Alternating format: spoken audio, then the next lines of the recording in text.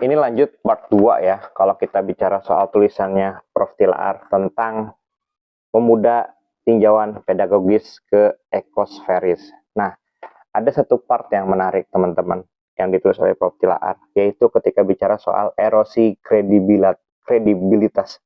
Susah bilangnya.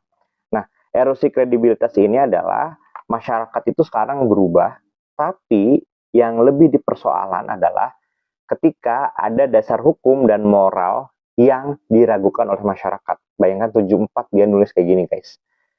Sekarang masih, jadi intinya persoalan-persoalan yang ada sekarang itu persoalan yang sama saja gitu ya. Didaur ulang, hanya beda aktor, pola, cara, metode, tapi kecurangan, kebobrokan, dan lain-lain, erosi wibawa itu terjadi sejak dahulu. Nah, apa yang diragukan? Yang diragukan itu orang tua, pendidik, pemimpin rohani, lembaga perwakilan rakyat, lembaga hukum, dan lembaga-lembaga pemerintahan tertinggi lainnya.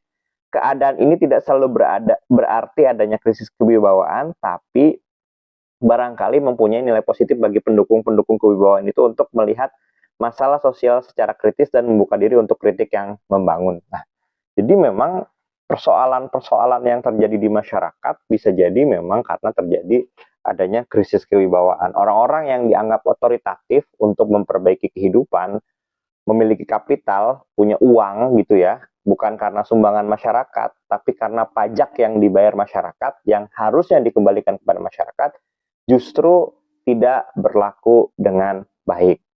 Nah, kerusakan lingkungan, dekadensi moral, persoalan-persoalan yang kita hadapi itu karena adanya, salah satunya adalah karena adanya erosi kredibilitas tersebut. Jadi masyarakat kemudian tidak percaya lagi terhadap berbagai institusi.